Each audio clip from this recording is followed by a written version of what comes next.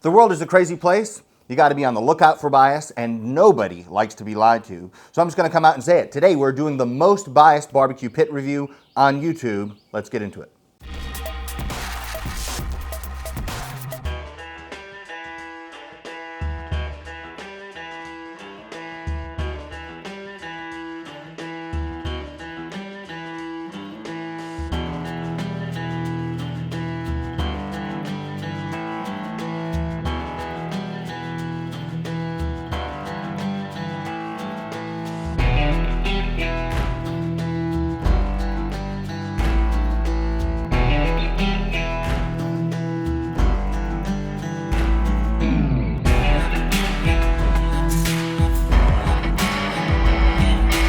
Hey guys, welcome to Mad Scientist Barbecue. I'm Jeremy Yoder, and I have done a lot of pit reviews over the years on this channel. I've reviewed offset smokers, I've reviewed pellet grills, I've reviewed cabinet smokers, I've reviewed gravity-fed smokers, 500-gallon trailer pits, 1,000-gallon offset smokers, lots and lots of barbecue equipment I've used over the years, and I think that's given me some insight into what works well and what doesn't work well. But today we're reviewing the Solution Offset Smoker. This is my design, this is my smoker, I'm the one who sells it, and there's no way for me to be unbiased. And it's doing a disservice to you if I pretend that this is unbiased. So I'm gonna shoot straight with you and be honest about it. And there's no way for me to be completely objective about it. So I'm gonna tell you the good, the bad, and the ugly as I see it. And hopefully, with that information, you can make a decision that's right for you for what is hopefully a lifetime smoker, one that you can use for the rest of your life and hopefully even pass down to your children. Now, this isn't the perfect smoker for everybody. It's not gonna fit everybody's needs. It's not gonna fit within everybody's budget, but I think it makes a lot of sense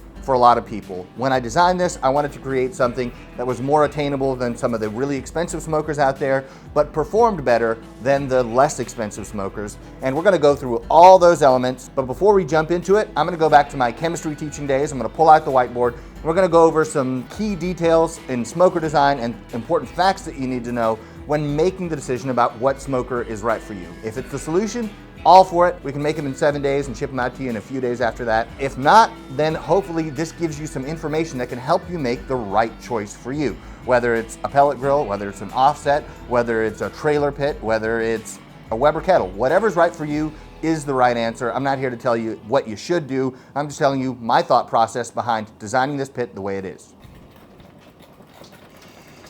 Takes me back, man. Back in my day. Now, when it comes to teaching, I wasn't the best, I wasn't the worst, but I did try really hard. And we're gonna start off first today with a graph. This is gonna be very important when you decide what smoker is gonna be right for you, but it's also very important in all kinds of other things. It's something I think I taught all of my students. It is called the Dunning-Kruger effect. Let's take a look at this graph.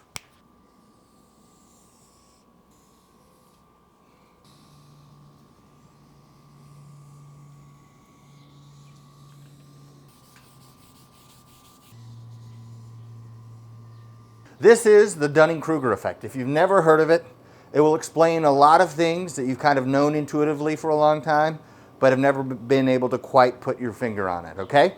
So, on this side, up and down, the y-axis, we have confidence, how confident somebody is about their ability.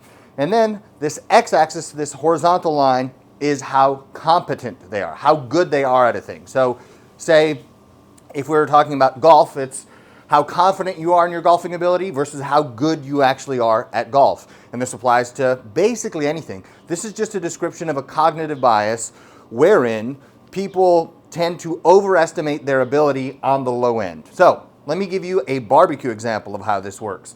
I remember I got a smoker, I cooked some Johnny Trigg ribs for a Super Bowl party, and my friend Blake, who's an awesome guy but doesn't really know anything about cooking, this is not bad.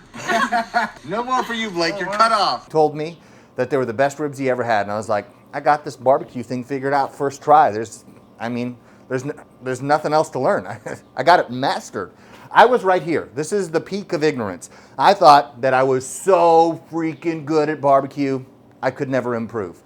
And then I quickly learned by having people's food who are actually great at barbecue in Central Texas that I don't know anything, and I quickly moved to the very bottom of this curve, right? This is the valley of despair, where you're like, oh no. And then eventually, with practice and with gaining more knowledge, you increase both your ability and your confidence in your ability so that hopefully you're somewhere on the right side of this curve. Now, I can't tell you that I'm over here. It's something for you to decide, but this phenomenon is something that is a useful lens through which to view opinions, especially on the internet, because ignorance and confidence often go hand in hand.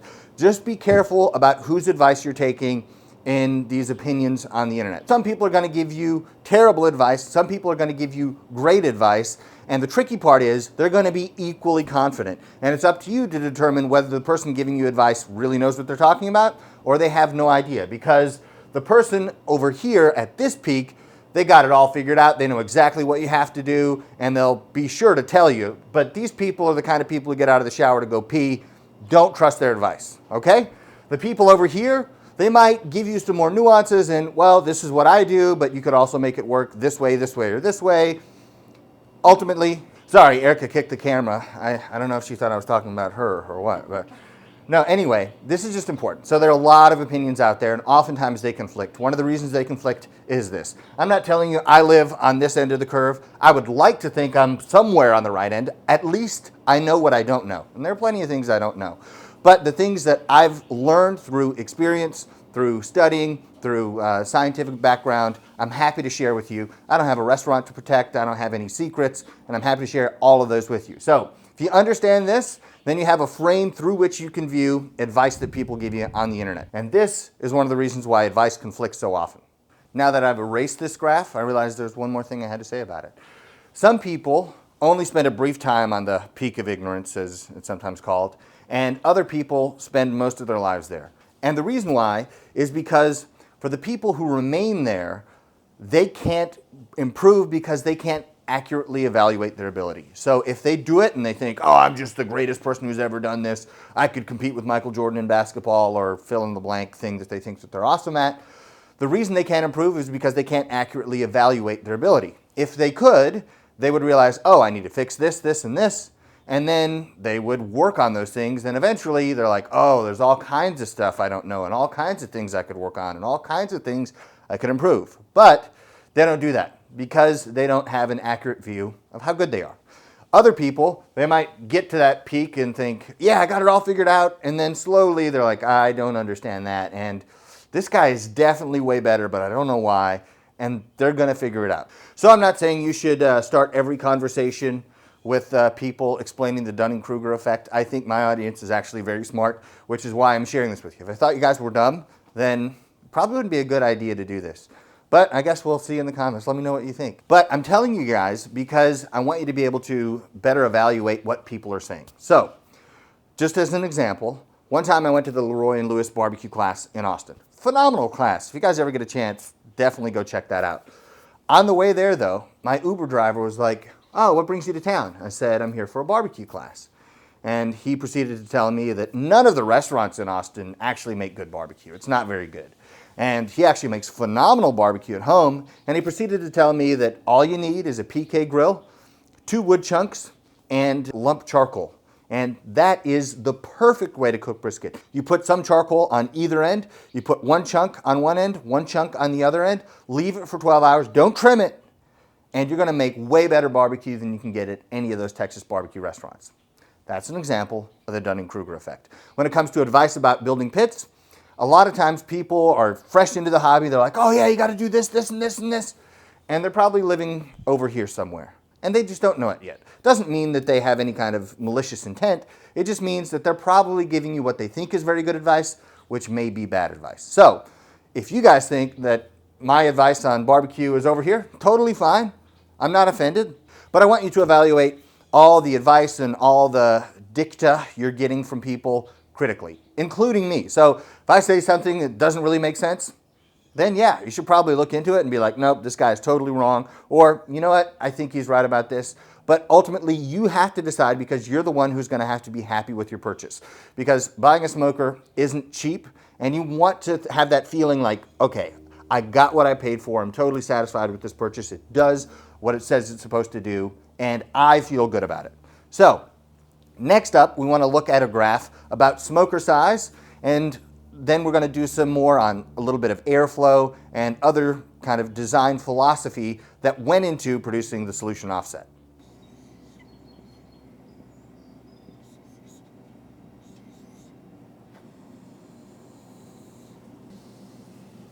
So let's talk about this graph really briefly and why these two lines were important in my design of the solution. So we have two lines. The red line is efficiency, the green line is temperature control, and this axis down here is size. So the bigger the smoker gets, the more inefficient it becomes. That means you have to use more wood to achieve your desired temperature. But also, the bigger the smoker gets, the more temperature control you have, so that you can throw a log on a 1,000-gallon pit and you don't see a 100-degree spike. Whereas if you took a log and put it on a thin sheet metal smoker that you get from a big box retailer, you might see a 100-degree spike or even more.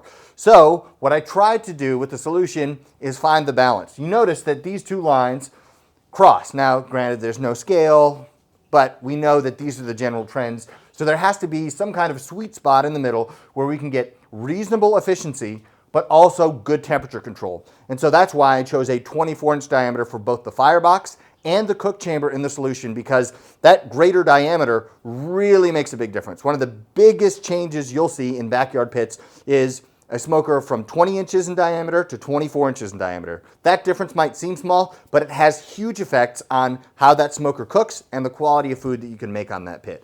So, no matter what smoker you buy, I would definitely encourage you to go with a 24-inch diameter smoker rather than 20. I think you're going to be much happier with results, and you're going to have an easier time running the fire and maintaining your temperatures. I know what you're thinking. This guy can't draw, and you would be right. But I'll have you know, this is some of my best work. I even enlisted my wife to help me draw parts of this because she's a lot better than I am. So we're going to just talk about airflow, and the easiest way to kind of demonstrate my thought process is by using a visual like this. So here we have the fire, here we have the cook chamber, we have the collector, and the stack. We have the basic parts of an offset smoker, and what you often get is a fire here. Now if this firebox, well, you always get a fire here, so I don't know what I'm saying. One of the issues, let's start with the firebox, is if the firebox is too small, then you end up losing a lot of the cooking chamber, because you're building a fire that's meant to heat the whole cook chamber. But if that firebox is small, those gases don't have an opportunity to expand and cool before they start interacting with the food here. And so what you can get is hot gases coming out here, and they will kind of nuke the food on the right half of the cook chamber. So in order to avoid that, what I did is developed a scoop. So you may call it a baffle, you may call it a scoop. In the Discord from Patreon, we have like a baffle war. Some people absolutely despise them. Some people like to get under other people's skin by saying that they're great. Ultimately, that's a decision you need to make. But, okay, this is 2D, of course, but the scoop is essentially placed here next to the firebox. This does two things. It blocks radiant heat, and radiant heat you can think of as light waves. So if you block it, then you're not going to get the underside of the meat burnt, because a lot of times what you can do is you might have a temperature probe there and it might be reading what you perceive as barbecue weather, it might say 270, but it burns. And the reason it burns is because there's a lot of radiant heat that you're not accounting for. So this eliminates radiant heat and redirects the airflow so the convective heat goes up and around and over your food, protecting it in what you might call something like a heat shadow. It's a made-up term. But let's talk about the airflow here. Oh, this is green. This is the wrong color. The hot gases come out, and because these gases are hot, they're less dense. Less dense means they're going to rise to the top of the chamber. And instead of being pulled toward the middle by the stack and you get a hot spot in the middle of the chamber all the way to the firebox, what we do is we make the hot spot very, very small. So only the first couple inches of grate are the hot spot, because these gases go up and over. Let's make this like this. As these gases go up and over your food, as they cool, they begin to sink back down in the chamber. So the gases that actually interact with your food that are on the grate have actually cooled from the extremely high temperatures that they were right here. And another important note is that temperature and heat are not the same thing. The gases in your smoker might be 275 degrees. You could put your hand in there, pull it right out, you'll be fine. But a boiling pot of water is only 212 degrees. You put your hand in there, you pull it out, not a great idea. As a matter of fact, I would highly recommend that you do not do that, because that boiling pot of water transfers a lot more heat than the 275 degree air that's inside the cook chamber of your smoker. So what we want is to create barbecue weather on as much of this grate as possible. And there are some holes in here that allow just a little bit of these hot gases to go underneath the grate so you get balanced airflow and you don't have the underside getting kind of undercooked. And the other thing is, we don't want a dead spot right next to the firebox, because if this were just a solid plate, we'd get something of a dead spot. And so what you end up getting is, for 90% of the grate, you get even cooking. Now, the reason I thought of doing this scoop design was because in big offset smokers, like a 1,000-gallon or a 500-gallon pit, a lot of times, you know, the first door or half of the first door is going to be too hot. You got a big hot spot. But those gases eventually rise to the top of the chamber. They move over toward the stack, and gradually they begin to cool and drop down, and you get great topside heat, and you render fat beautifully on briskets, and it's awesome. And with a smoker that big, you can afford to lose a couple feet of space. It's not the end of the world. But on a backyard pit, if you lose 2 feet of space, that means that half or maybe even more than half of that smoker is unusable. And I thought, how can we speed up this process and allow those gases to go directly to the top of the chamber, hit the top, begin to cool, and then interact with the meat as they cool and start to move down, as they move across the chamber, if we put a metal plate in there. So we tried that, and then we found we got a little bit of a cold spot right next to the firebox. Kind of counterintuitive. So I thought, well, how do we balance it out? How do we even out these temps? So we put some holes in the scoop that I'll show you in just one second, in order to get a little bit of that heat through so that we have even cooking from one end of the grate all the way to the other. Now, why did I tell you that temperature and heat are not the same thing? Temperature is the measure of the average kinetic energy of the particles of a substance, whereas heat is the total amount of energy. So if you fill the smoker with probes, you might get various different temperatures, but ultimately what we're after is evenness of heat, evenness of energy transfer. And that's why I prefer a biscuit test to just putting thermometers all over the grate, because the biscuits will show the cumulative effect of all the heat that's been absorbed by that biscuit in that place during the course of the cook. And so we're going to roll a biscuit test. We've done a bunch of biscuit tests on the solution. We're going to roll some footage of a biscuit test that we did, I don't know, several months ago, so you guys can get a sense of how evenly this thing cooks. I'm not saying it's perfectly even. I would never claim that. But I am saying that it's 100% barbecue weather beyond the scoop. So anywhere beyond the scoop, you can cook great barbecue. So here next to the fire, we have, facing the fire, we have just a slight darker edge, but this is not burnt. You can see the underside, not burnt. Then if you go to the opposite end, here again, it's not as dark, but still not burnt. And all the way through. Essentially what we have is barbecue weather from here all the way to the stack. If you put something right next to the scoop, you might get a little bit of extra heat, but essentially 90% of the grate you can use to cook briskets, pork ribs, beef ribs, pulled pork, whatever you want, and it's going to be protected. Let me grab one from all the way over here. We compare this to one that's right next to the firebox. They're about equivalently done. This edge is a little bit darker, but not burned. And so what this shows is that we can use 90% of this cooking grate for low and slow barbecue weather. Things aren't going to burn. You're going to be protected from that radiant direct heat. And all of this is going to be usable cooking grate, which is why we used the scoop in the first place, because this is exactly what we were attempting to accomplish by having just a very simple solution, which is where this got its name, to the problem of direct heat in small backyard offsets. As much as I liked taking a stroll down memory lane, feeling like a teacher again, let's get this whiteboard out of here and get back to barbecue. And let's take a look at this pit. I'll give you guys my honest thoughts. Obviously, they can't be unbiased, but they will be my honest thoughts. And then ultimately, you have to make the decision about whether or not this pit makes sense for you. Let's give you the details, and then hopefully you're armed with enough information to adequately make that choice. And go to the website, madscientistbbq.com, and check out the solution page and see all the details. Let me sum it up for you really briefly. 1/4-inch thick steel, made completely in the United States of America. It's $24.99, that's $2,499. We can build one in 7 days and have it to you about 5 days after that. So, let's take a look at the pit. All right, let's start by taking a look at this scoop right here. This is made to fit in the bottom of the cook chamber. I would be where the fire is, so these gases have to come up and over the scoop, before they could have a chance to interact with your food. But there's some little holes right here, so you get just a small fraction of those hot gases that can go through the scoop so you don't get a cold spot right next to it. And actually, the hottest part on this cooker is next to the stack, because that's when those hot gases that have been up at the top of the chamber get pulled down. But the difference is they're so far separated from the fire that they've had a lot of opportunity to cool so that no part of the grate gets too hot to cook with. Then the other cool thing about this is that it's movable. Now, one of the things that got me thinking about a scoop is I did a giveaway with a 1,000-gallon smoker, and that pit had a scoop on the Firebox. And it was really, really cool. You could put meat on the entire grate. The downside was that right next to the Firebox, you had a cold spot. It was kind of a dead zone.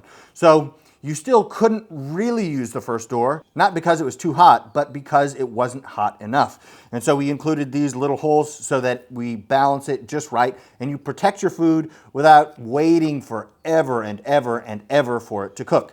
The other benefit of this versus what was in that 1,000-gallon smoker is that this is mobile. So if you really want to even it out for the entire grate, say you're doing a max capacity cook of like 4 briskets, you can put this all the way next to the Firebox so you have as much grate space as possible. Say you want the temperature on the grate to be as even as you possibly can. You might move it, say, 3 inches away so that you get lots of air volume into the cook chamber and it kind of fills up the air with heat all the way down to the grate level so that you have really even cooking. But you're only losing, say, 3 inches of grate space rather than 12 or 18 inches of grate space. And if you have it all the way next to the Firebox, you're losing even a little bit less than that. So that's the thinking behind the scoop. It is a simple solution to a very big problem in the offset barbecue world. That's one of the reasons why the smoker is called the solution. The other is that it's a solution to the issue of getting a small backyard pit to have the same airflow pattern as a big pit like a 500 or 1,000-gallon smoker. Because anybody who's cooked on those will tell you, oh, these are way easier to cook on than a backyard pit. So if you have an Oklahoma Joe and you can make great food, cooking on a 1,000-gallon pit is a piece of cake. And what I wanted is to try to recreate that ease of use in a backyard size. So let's start at the Firebox, we'll move over to the stack, and we're gonna go through the details of the smoker, how it's set up, and then we're gonna do some thermal imagery so you can see the effect that this scoop has on the inside of that smoker. So you don't just have to take my word for it that the heat distribution is different. You can actually visually see it with empirical data. And one of those ways to find people who are on the peak of ignorance in that Dunning-Kruger effect graph is they'll say things like, the data is clear. No, my friend, the data are clear. All right, here, let's talk about this Firebox. So first, this smoker has probably 1,000 hours of use on it. I use it all the time. I apologize, it's dirty. Maybe I should have cleaned it up, but I know I'm gonna use it again right away, so we're just gonna have to deal with it. The beauty of this thing being made out of 1/4 inch thick steel is if you see a little touch of rust here or there, a quick spray of oil and then building a fire in it takes care of all those issues. Now, this Firebox is 24 inches in diameter. And you might think, oh, okay, 20, 24, not a huge difference. Well, the volume of the Firebox makes a huge difference. That guy thinks so too, I guess. But the volume of the Firebox makes a huge difference because the volume is pi r squared times the length of that cylinder, because it's essentially a cylinder. And as you increase the radius, you know the pi r squared, that squared number, that's the radius. So as you increase the radius, the volume increases by the square of that number. So it has a huge effect, bigger than you might think just intuitively. So 24 inches, it's 20 inches long, that's a large volume, which means it's easy to manipulate the fire, move logs around, all that stuff. But maybe even more importantly, it allows those gases to expand and begin to cool, which brings me to my second point. This Firebox is uninsulated. Now, you might think, oh, well, an insulated Firebox, it's definitely an upgrade, and people talk about it as if it's going to be the greatest thing that ever happened to their backyard barbecue. But for most people, it's actually a big downgrade. You spend more to have more trouble with your fire. The reason is it's so efficient that you can't build a big enough fire for it to be easily self-sustaining. So your fire is fluctuating between like 300 degrees in the cook chamber, then your fire is dead because you're barely letting it keep going. So with this, you can build a regular, healthy fire and maintain normal cooking temperatures inside that cook chamber, because I want some of this heat to bleed off. Because if I maintained all the heat, kept it all bottled up, and it first kind of makes its debut in the cook chamber and begins to cool, that means you're going to have raging hot gases entering the cook chamber, interacting with your food, and that's a recipe for burnt food rather than great barbecue. Because an engineer's approach to a smoker is going to be very different from a pitmaster's approach, because efficiency isn't everything. Like in that graph that I showed you, I wanted a good balance between efficiency and temperature control. Having a 24-inch diameter firebox that's uninsulated for this backyard pit allows me to kind of meet at that intersection, so we have great temperature control, but also reasonable efficiency, so we're not going through tons and tons of wood. The other benefit of a 24-inch diameter firebox is if you have regular sized backyard smoker splits like this, they fit inside easily. So you can build your fire, no problem. You lift it off of the bottom just enough so that oxygen can get in there. It'll easily burst into open flame. It wants to work with you instead of against you. Now, if you can find appropriately sized splits, piece of cake. This will be an incredibly easy smoker to run. If you've been cooking on a sheet metal smoker from a big hardware store, you're gonna think this is the greatest thing that's ever happened to your barbecue because it got so much easier. But one of the things I wanted to make sure to do is make this firebox big enough so that if you have big splits like you would use in a 500 or 1,000 gallon offset like this, you can still use them. They're going to be slightly higher off of the bottom, but at this point, if you have a coal bed in there, it should be lifted up enough that it will burn in open flame, and we can probably demonstrate that for you a little bit later. So big splits or appropriately sized splits, either one it will run through.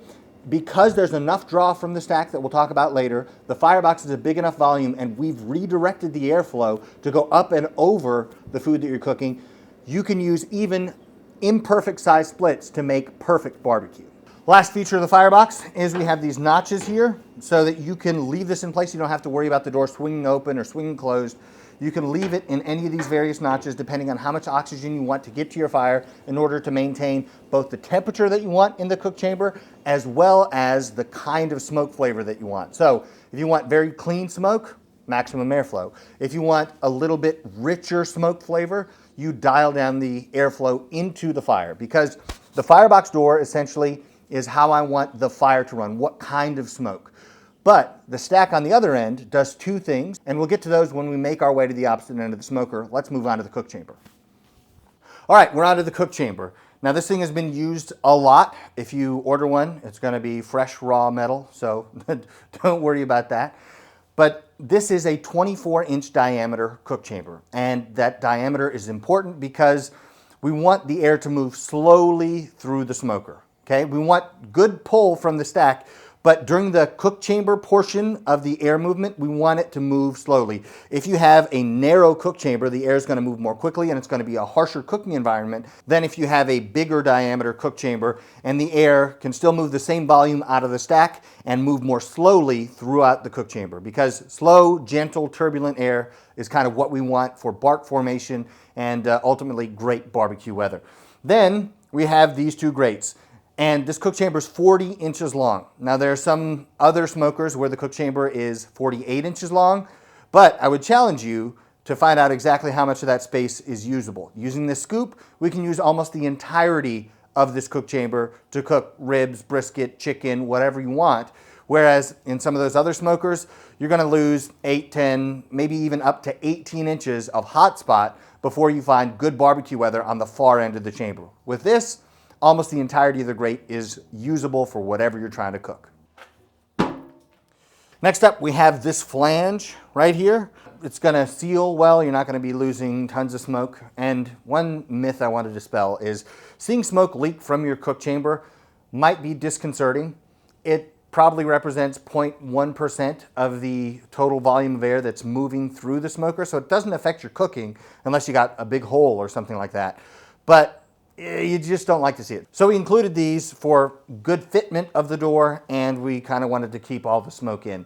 And when you get a brand new unit, you might see a little bit of smoke leaking at first, but as you use it more, there's going to be kind of like a little bit of a buildup, and eventually that should stop. Then we have these hinges. They're very simple, but the beauty of having simple hinges is that nothing can really go wrong. These are going to last for a long time, and they would be extremely easy to repair if anything should ever happen to them. But I don't foresee that unless you're just throwing the door open as hard as you can. Now we have this thermometer. We went with a tell-true thermometer, kind of the gold standard in temperature measurement. And the reason I wanted to use that is because when you hear these people talk about temperatures in Central Texas barbecue, or like Aaron Franklin says, we're cooking at 275, he's basing that on the reading that he's getting from a tell-true. If you're using a digital probe, you're going to get a higher reading than what you're getting with your tell-true, if my experience is any indication. So I wanted people to have a good correlation between the temperature that they might hear somebody say at a Central Texas barbecue restaurant, like 275 at Franklin Barbecue. They would have the same kind of equipment to measure the temperature here so they can have a good cooking environment. And then we have placement. The reason we have it placed at the end is because this is really where the hottest temperatures are, right here at the end. So this is going to be the high temperature. So if you're reading 275 here, the rest of the grate should be 275 or maybe a little below. Regardless, you're not going to have 275 here and 350 in the middle of the chamber. That's not something that can happen. That's why we had one thermometer. And then we have this collector right here because we want the gases to flow very easily to the stack. The stack is big enough and tall enough that we can move a lot of airflow through this pit. This one can really, really pull air because my thought is always this. You want more airflow than you need so you can always dial it back with this damper. So if I'm getting more airflow than I need, we'll cut it down by half until you have just the right environment inside the cook chamber. Most of the time, I'm running this with the damper about 70% closed. If you need more airflow, get more airflow, right? Open the damper back up. So on a windy day, for other pits, that might just be a huge struggle. With this, open the damper up more and you're still going to be able to draw air through the smoker and you shouldn't run into any issues. Lastly, we have this little flap right here so you can include temperature probes if you have wired probes that you want to put in there. And we kind of put all the basics together. Now, this smoker might not be the right call for everybody. If you need a bigger smoker, if you need a more elaborate smoker, if you need any of a various number of different things that you might want in your offset, this might not be the choice for you. What I attempted to create here was something that is maximally functional. I didn't want to waste any money on aesthetic choices or things to make it look beautiful or anything like that. What I wanted is every dollar spent on this thing to be functional because your money is hard-earned and I don't want anybody to buy any of this and think, I don't know why they put that on there. That's stupid. That's a waste of money. I wanted to make it as affordable for as many people as possible while still maintaining the standard of cooking that I want for something that has my name on it. One other note, this stack is removable, so if you need to take this off and store it under something, that should be fairly easy. All you need is a wrench and you're good to go. At this point, I've done a whole lot of talking and now I want to do some showing. So we're going to build a fire in this thing and then show you the heat distribution with that infrared camera with the scoop and without the scoop. We're going to start without the scoop so you can see how the heat's distributed, especially in the cook chamber. And then we're going to put the scoop in and you guys can see the difference. So you don't have to take my word for it or you don't have to just think about it theoretically. You can actually see visually what's happening. And at that point, I'll give you my final thoughts and I hope you guys have been enjoying my very biased review.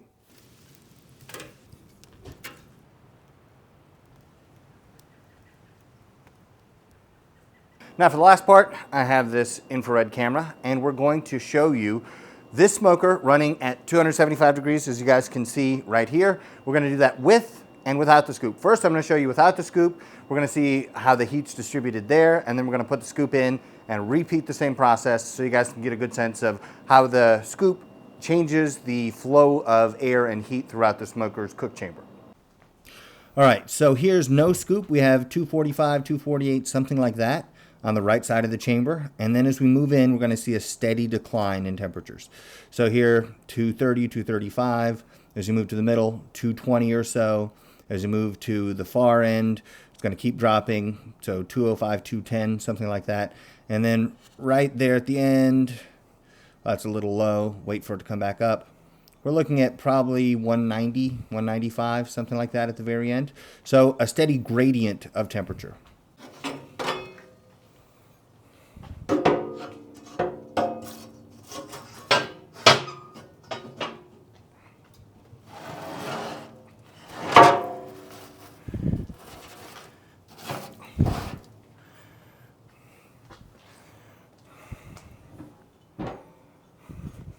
All right, we're gonna give it a couple minutes to equilibrate, probably 5-10 minutes, and we're gonna repeat the process with a scoop in.